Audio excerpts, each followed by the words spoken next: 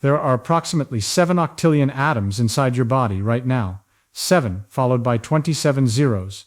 Carbon atoms assembled into proteins, calcium atoms locked into bone, iron atoms moving oxygen through blood, hydrogen atoms that were once part of ancient oceans, oxygen atoms that passed through forests, glaciers, dinosaurs, and stars long before they arrived inside you. The moment your heart stops, every one of those atoms begins a journey. Not metaphorically. Physically, the pattern ends. The atoms do not. For most of your life, your body functions as a controlled chemical reactor. Roughly 37 trillion cells maintain concentration gradients, electrical potentials, fluid pressures, and molecular traffic routes. Every second, sodium ions move across membranes. ATP synthase enzymes spin like microscopic turbines at nearly 9,000 revolutions per minute. Blood moves through approximately 100,000 kilometers of vessels. Temperature remains within a narrow operating window around 37 degrees Celsius. The entire system consumes roughly 100 watts of power at rest. A biological machine, an extraordinarily complex one. Death is not the disappearance of matter, it is the collapse of organization. The distinction matters. Because physics has no mechanism for making atoms vanish. The carbon atom in a neuron does not know it belongs to a brain. The calcium atom in a rib does not know it belongs to a skeleton. They are components temporarily arranged into a pattern that calls itself a human being. When circulation stops, oxygen delivery ceases almost immediately. Within seconds, neurons begin losing membrane potential. The voltage gradients that allowed electrical signaling start collapsing. The brain, which consumes roughly 20% of the body's oxygen despite representing only about 2% of body mass, is particularly vulnerable. Think of a city whose power stations suddenly shut down. Traffic lights fail, pumps stop, communication networks disappear. The infrastructure remains physically present, the organization does not. Within minutes, ATP production falls sharply, ion pumps cease operation, cellular membranes lose integrity, calcium concentrations rise where they should not. Enzymes that were carefully compartmentalized begin digesting the structures that contain them. Engineers call this uncontrolled system degradation. Biologists call it autolysis. The atoms themselves remain exactly where they were. At first, carbon atoms remain carbon atoms. Oxygen remains oxygen. Hydrogen remains hydrogen. But the machinery that held them in specific arrangements is no longer functioning. And this is where the first transformation begins. Every living cell constantly resists entropy. The second law of thermodynamics favors disorder. Life temporarily pushes back through continuous energy consumption. The moment energy flow ceases, entropy resumes its work. Not dramatically. Patiently. Proteins unfold. Membranes break apart. Complex molecules fragment into simpler ones. The atoms are still there, only their partnerships change. Now consider the largest reservoir of atoms in your body. Water.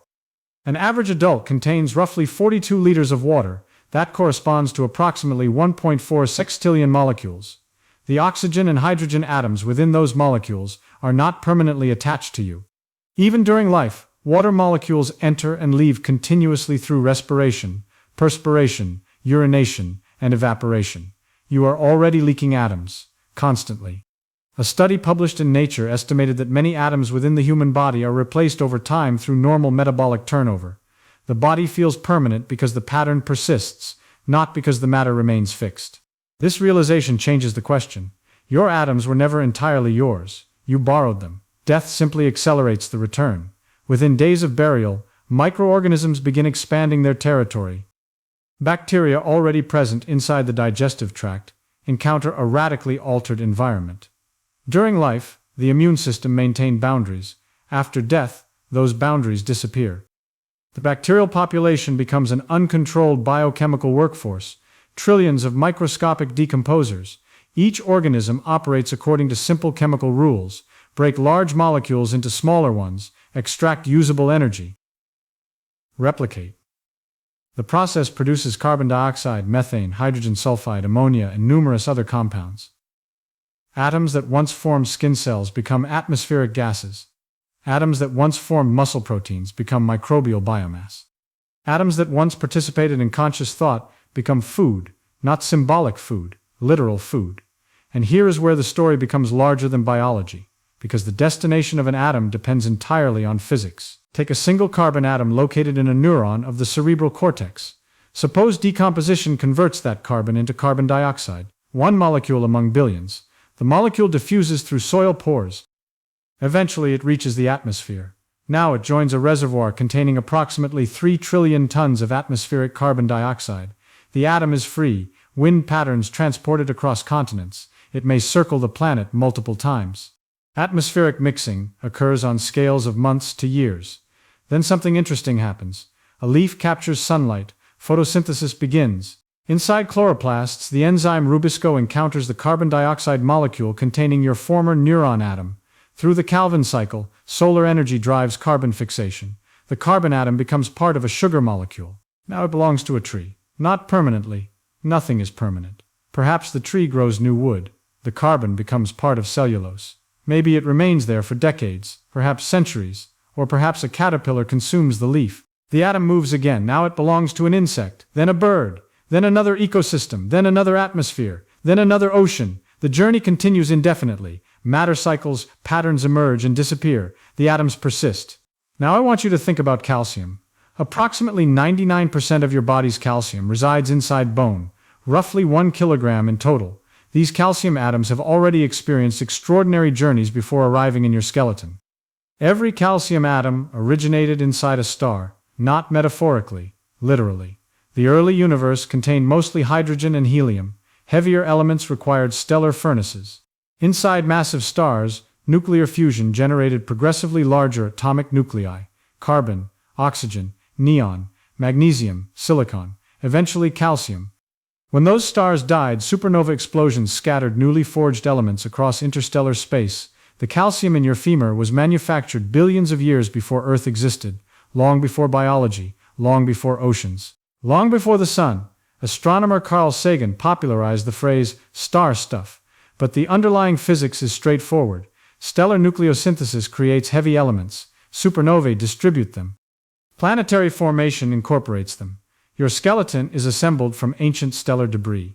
After death, the calcium returns to circulation within Earth's geochemical systems. Burial may release calcium into soil. Plant roots absorb it. Groundwater transports it. Marine organisms incorporate it into shells. Limestone formations eventually develop. The atom survives every transition, only the structure changes. Now consider iron. An average human body contains roughly 4 grams. Most resides inside hemoglobin molecules. Every heartbeat moves iron-containing red blood cells through vascular networks at velocities reaching around 1 meter per second in major arteries. Iron is special because life depends upon its ability to exchange electrons efficiently. It is an electrical engineering solution implemented by evolution, a molecular conductor. When decomposition occurs, iron atoms separate from biological structures. Soil chemistry determines their next destination. Oxygen exposure may convert them into iron oxides. Microorganisms may utilize them in metabolic pathways. Geological processes may transport them elsewhere. The atom remains, the function disappears, and this distinction becomes increasingly important as we move deeper, because many people intuitively imagine death as a problem of matter. It is not. Matter remains abundant. The problem is arrangement. Think about a library. Suppose you possess every letter required to print every book ever written. The letters alone do not create meaning. Order creates meaning. A single Shakespeare play and a random pile of letters may contain identical atoms. The difference is organization. Your body operates according to the same principle. The atoms are not rare. The arrangement is. A human being represents a temporary low-entropy structure assembled from common components: hydrogen, carbon, nitrogen, oxygen, phosphorus, sulfur, ordinary atoms, extraordinary organization. Death preserves the components while dissolving the arrangement. And here is where neuroscience enters the discussion. Because when people ask what happens to their atoms after death, they are often asking a different question. What happens to the self? Physics provides a clear answer regarding matter. The answer regarding consciousness is less complete. The brain contains approximately 86 billion neurons. Each neuron participates in networks involving thousands of synaptic connections. Estimates place the total number of synapses around 100 trillion. Consciousness emerges from dynamic electrical and chemical activity across these networks. At least according to current evidence, no verified experiment has demonstrated consciousness existing independently of neural function. No measured physical mechanism has been identified through which memories, personality, or subjective awareness detach from brain activity and remain preserved elsewhere. The evidence currently points toward consciousness as a process, not a substance, a process similar to a flame. The flame exists while fuel flows. The flame ceases when fuel stops. The atoms remain. The process does not. The distinction is uncomfortable, but physics frequently is. Now the evidence calibration, everything described about atomic recycling, is established science. Conservation of mass, atmospheric cycling, decomposition pathways, stellar nucleosynthesis. These are among the most thoroughly verified concepts in modern science. The fate of subjective experience is different. Physics does not currently possess instruments capable of measuring consciousness independently of brain function. Neuroscience can correlate activity with experience. It cannot yet fully explain why experience exists at all. This is sometimes called the hard problem of consciousness. And here the certainty decreases. The atoms have clear destinations. Awareness does not. Now I want you to think about the atmosphere itself. Every breath you take contains roughly 10 to 9 molecules, an astonishing number. Physicist Max Tegmark has pointed out that after sufficient atmospheric mixing, each breath contains molecules previously exhaled by countless historical figures.